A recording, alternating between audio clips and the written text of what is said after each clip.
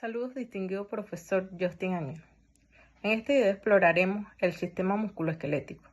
Acompañaremos nuestro análisis con una revisión de las diversas actividades realizadas utilizando el simulador de PhysioX, donde hemos podido observar cómo se contraen y generan movimientos nuestros músculos. Abordaremos desde los mecanismos moleculares hasta la importancia de la relación longitud-tensión y las diferentes formas de contracción muscular.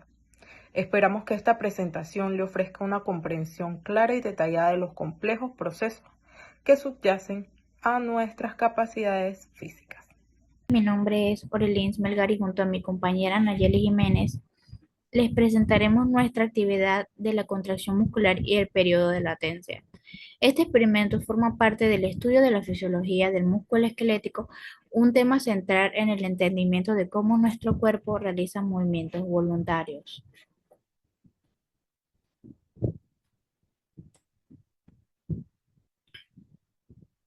La contracción muscular es un proceso que no solo involucra la activación de fibras musculares, sino que también una sincronización precisa entre señales eléctricas, cambios químicos y sus respuestas mecánicas. En este experimento, nuestro objetivo fue analizar cada etapa de este fenómeno, desde en el que se aplica un estímulo eléctrico hasta que el músculo genera su fuerza y vuelve a relajarse. A través del programa PhysioX, recreamos un modelo virtual que nos permite o nos permitió estudiar cómo un músculo aislado responde a estímulos de diferentes intensidades. Nos enfocamos en sus tres puntos claves en este trabajo. Identificar las tres fases de una contracción muscular, medir la fuerza activa generada en cada estímulo y determinar si el periodo de latencia cambia según la intensidad del estímulo.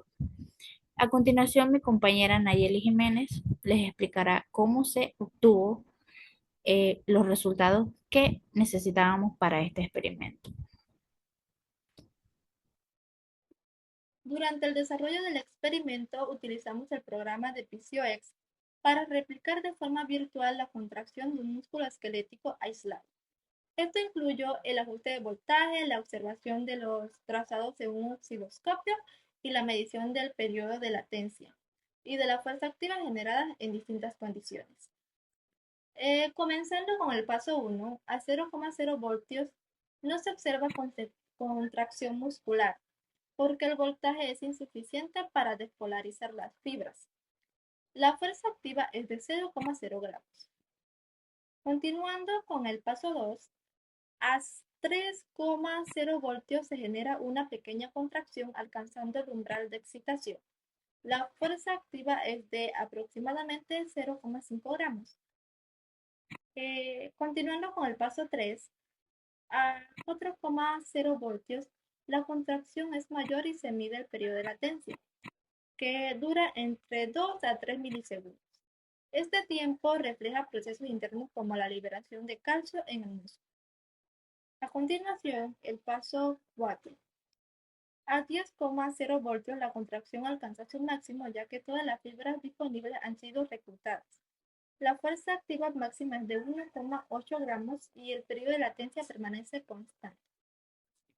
En conclusión, el voltaje incrementa la fuerza muscular hasta un límite, mientras que el periodo de latencia no varía. Mi nombre es Moisés Herrera y a mí me tocó presentar la actividad número 2. En esta actividad analizamos cómo varía la contracción de un músculo esquelético aislado al incrementar el voltaje del estímulo, explicando los resultados en la tabla y respondiendo preguntas clave. Primero, explicamos voltaje desde 0 hasta 10 voltios y registramos la fuerza activa generada en cada nivel. En la tabla observamos que con voltajes menores o iguales a 0,8 voltios, la fuerza activa es 0, ya que no alcanza el umbral necesario para activar las fibras musculares. A partir de 0,8 voltios, comienza a generarse contracciones con valores de fuerza activa que van aumentando progresivamente. Por ejemplo, con 1 voltio, la fuerza es de 0,5 gramos. Con 4 voltios aumenta a 1,32 gramos y con 8,5 voltios llega a 1,82 gramos, donde se alcanza una meseta. Este máximo ocurre porque todas las fibras musculares posibles ya están activadas y aunque se incrementa el voltaje, la fuerza no crece más. En las preguntas se destaca que al aumentar el voltaje también aumenta la fuerza activa debido al reclutamiento de más fibras musculares. Pero llega un punto en que todas están activadas, lo que genera una meseta en el cuerpo humano. Este efecto se da in vivo mediante el sistema nervioso que regula el reclutamiento progresivo de fibras, comenzando con la más pequeña y activando las más grandes, según la necesidad de fuerza. Finalmente, cuando se aplica el máximo voltaje al músculo aislado, se genera su máxima capacidad de contracción, demostrando el principio de saturación muscular. Este experimento ilustra cómo los músculos responden a estímulos eléctricos crecientes y cómo este proceso es controlado naturalmente en nuestro organismo. Muchas gracias. Hola, mi nombre es Eliezer Estrada. Hoy les vengo a explicar la actividad 3 de este proyecto final, el cual en este experimento sobre cómo la intensidad y la frecuencia de estímulo afectan la contracción del músculo esquelético. Voy a tocar sobre la diferencia entre la intensidad y la frecuencia de estímulo. La intensidad del estímulo es básicamente un voltaje aplicado al músculo. En nuestro experimento usamos 8.5 y también 10 voltios. Mientras que en la frecuencia se refieren a cuánto estímulo aplicamos en un periodo de tiempo. Puede ser en estímulos únicos o estímulos múltiples, como voy a mostrar una imagen sobre los estímulos múltiples que se aplicaron en este experimento. Ahora les voy a hablar sobre el clonus y el efecto de escalera. Esto es parte de algunas preguntas que se nos hicieron en esta actividad. Bueno, cuando el estímulo de los músculos con relajación total entre estímulos múltiples, notamos que la fuerza de actividad aumentó progresivamente de 3.18 gramos a 5.28 gramos. Esto se le llama el efecto de escalera, que se da porque el calcio intercelular se acumula gradualmente en cada contracción. Otro punto a mencionar es la de la frecuencia y la sumación tetánica. ¿Qué pasa si aumentamos la frecuencia de estímulo o el músculo no tiene tiempo de relajarse entre contracciones? En esta situación, las contracciones se superponen, aumentando todo aún más con la fuerza. En este experimento logramos una fuerza máxima de 5.20 gramos al aplicar múltiples estímulos de frecuencia. Para esto les voy a poner también otra imagen, la tabla de los datos que recogimos mediante se fue haciendo la simulación en el PhysioX. Otro punto a tocar es la sumación versus el reclutamiento de unidades motoras. Para aclarar, la sumación ocurre cuando aumentamos la frecuencia de estímulos superponiendo contracciones debido al acumulamiento de calcio. En cambio, el reclutamiento son las unidades motoras que sucede al aumentar el voltaje, activando más fibras musculares. Estas dos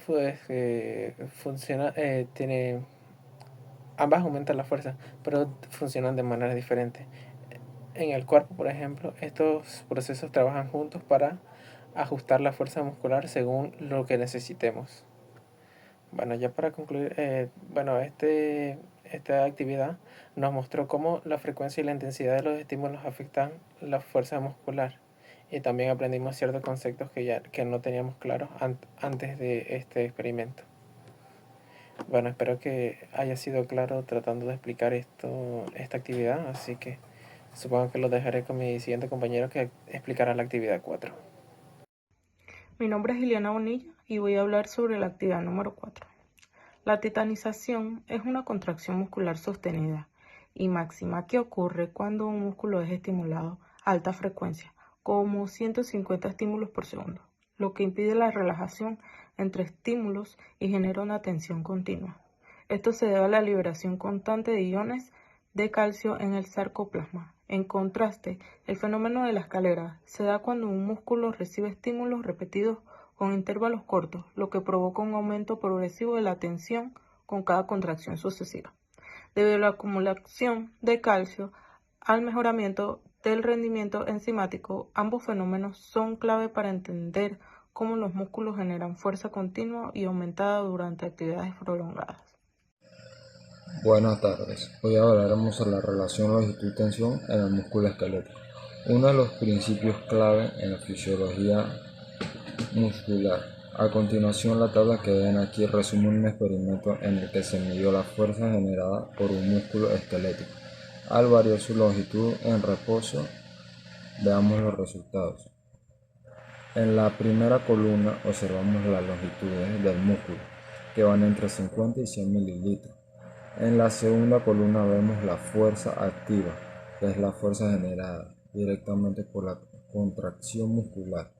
Notamos que alcanza su valor máximo en longitudes cercanas a 75 mililitros y disminuye significativamente a medida que el músculo está demasiado estirado o comprimido. En la tercera columna tenemos la fuerza pasiva, que es la tensión generada, los componentes elásticos del músculo. Cuando se estira más allá de su longitud de reposo, esta fuerza aumenta notablemente a partir de los 80 mililitros. Finalmente, en la cuarta columna encontramos la fuerza total, que es la suma de las fuerzas activa y pasiva. Observamos que en longitudes mayores la fuerza pasiva contribuye de manera importante a la fuerza total. En resumen, este experimento demuestra cómo la fuerza activa es máxima, cómo el músculo está en una longitud óptima, que en este caso es 75 mililitros. Si el músculo está demasiado comprimido o estirado, la fuerza activa disminuye debido a la menor interacción entre filamentos de actina y miosina. Por otro lado, la fuerza pasiva aumenta cuando el músculo se estira más allá de su longitud en reposo, debido a la resistencia de sus tejidos. Esta relación longitud-tensión es crucial para entender el funcionamiento de los músculos en el cuerpo humano. Buenas tardes. En esta ocasión me tocó explicar la actividad número 6, que habla sobre la relación y longitud y tensión del músculo esquelético. En esta ocasión responderé algunas preguntas que tienen que ver con la actividad número 6. Para la primera pregunta tenemos: explica lo que ocurre en el sarcómetro del músculo esquelético como consecuencia de los cambios en la fuerza activa, pasiva y total cuando se modifica la longitud del músculo en reposo. Para esta pregunta tenemos esta explicación. Los cambios en las longitudes del músculo en reposo afectan la disposición de los sarcómeros y con ello la fuerza activa, pasiva y total. La fuerza activa depende de la interacción entre la actina y la miosina. Longitud corta en exceso de soplamiento reduce la formación de puentes cruzados. Longitud óptima de soplamiento ideal permite máxima fuerza, y la longitud larga, poco soplamiento, reduce la fuerza activa. La fuerza pasiva proviene del estiramiento de elementos elásticos no contractibles. Es mínima a longitudes cortas y aumenta exponencialmente a longitudes largas para la resistencia elástica. Fuerza total es la suma de ambas, bajas en longitudes cortas, máximas en la longitud óptima, y depende de más de la fuerza pasiva a longitudes largas. Como segunda pregunta tenemos: explica la caída de la curva que representa la fuerza cuando el músculo se estira hasta longitudes mayores. Ten en cuenta que estás midiendo la suma de fuerza activa y fuerza pasiva. La respuesta a esta pregunta es la siguiente: la disminución de la fuerza activa, que depende de la interacción entre actina y miosina, disminuye drásticamente y no puede ser compensada completamente por el aumento de la fuerza pasiva, que proviene de los elementos elásticos no contractibles. Fuerza activa es la principal contribuyente a la fuerza total a longitudes óptimas del sarcómero. donde el solapamiento entre los filamentos de la actina y miosina es máxima. Sin embargo, cuando el músculo se estira más allá de esta longitud, el solapamiento entre los filamentos disminuye progresivamente a partir de cierto punto. La cabeza de la miosina no alcanza los filamentos de la actina.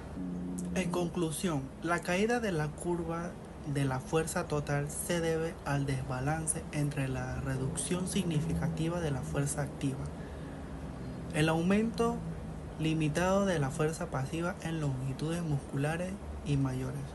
Muchas gracias. Voy a aplicar la actividad 5 del módulo de fisiología del músculo esquelético titulada fatiga en el músculo esquelético aislado. En esta actividad trabajamos con un músculo esquelético aislado para estudiar un fenómeno clave, que es la fatiga muscular, que se refiere a la incapacidad del músculo de mantener su fuerza tras una estimulación repetida y prolongada. El objetivo principal de esto es analizar cómo factores como la frecuencia de la estimulación y los periodos de reposo influyen en la aparición y la recuperación de esta fatiga. Además, exploramos los procesos fisiológicos que causan la fatiga y sus posibles implicaciones prácticas. Aquí le presentaremos el procedimiento de la actividad 5. Como primero tenemos que se fijó el voltaje a 8.5 y la frecuencia de estimulación fue de 120 estímulos por segundo. Como segundo, se observó que los músculos respondían a los estímulos hasta que la fuerza muscular se cayó a cero. Como tercero, se realizaron 3 pruebas de periodo de descanso diferentes, que fueron de 0, 10 y 20 segundos. Y por último, tenemos que los datos de la fuerza activa y el tiempo durante el cual el músculo mantuvo su tensión máxima fueron registrados en la tabla de resultados. En la tabla de resultados podemos ver que en el periodo de reposo de 0 segundos su fuerza activa fue de 5.86 gramos y su fuerza máxima activa fue de 0,08 segundos. En el periodo de reposo de 10 segundos su fuerza activa fue de 5.86 gramos y su fuerza máxima mantenida fue de 0,02 segundos. Y el periodo de reposo de 20 segundos, su fuerza activa fue de 5.86 gramos y su fuerza máxima mantenida fue de 0,06 segundos. Análisis de los resultados. Podemos ver que sin descanso, o sea, con 0 segundos, pudimos ver que el músculo no mostró un tiempo de recuperación y la fatiga fue inmediata. Esto se debe a que la acumulación de productos metabólicos impiden que las fibras musculares generen fuerzas.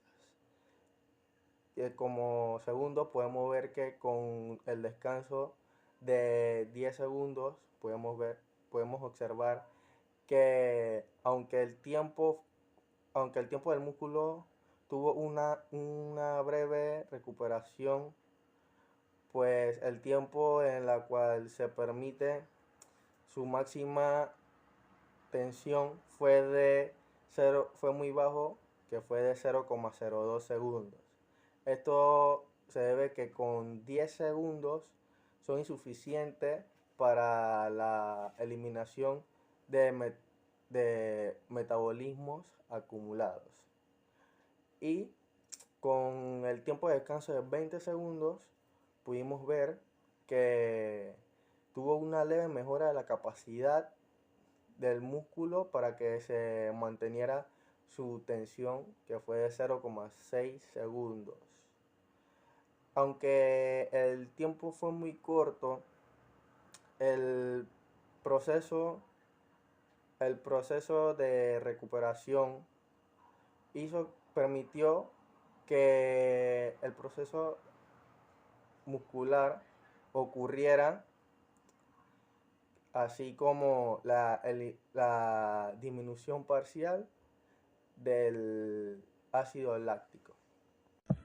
Algunas preguntas de la actividad 5 que les puedo explicar serían: la primera sería, ¿qué probabilidad de mecanismos explican la aparición de la fatiga? Los principales mecanismos detrás de la fatiga muscular incluyen la acumulación del ácido láctico, la acumulación del ADP y el fosfato inorgánico, la disminución de reservas del ATP y el estrés oxidativo. La siguiente pregunta sería como que, ¿qué recomendaría a un amigo para retrasar la aparición de la fatiga? Para retrasar la aparición de la fatiga, yo le recomendaría a un amigo incorporar periodos de descanso durante cada ejercicio, mantener una buena hidratación, consumo adecuado de carbohidratos, un entrenamiento post-estivo y técnicas de recuperación post-ejercicios. En esta actividad podemos concluir que en este experimento demuestra cómo la fatiga muscular se desarrolla tras una estimulación repetida y prolongada, y cómo los periodos de descanso, aunque breves, pueden mitigar parcialmente sus efectos. Los resultados subrayan la importancia del equilibrio entre trabajo y reposo para optimizar el rendimiento muscular. Además, el análisis de los mecanismos de fatiga tienen aplicaciones prácticas en el diseño de programas de entrenamiento físicos y en las estrategias de recuperación o rehabilitación médicas. Actividad número 7 sobre el músculo esquelético. El cuadro que vemos en pantalla refleja cómo la carga afecta la velocidad, duración y distancia de las contracciones isotónicas del músculo esquelético.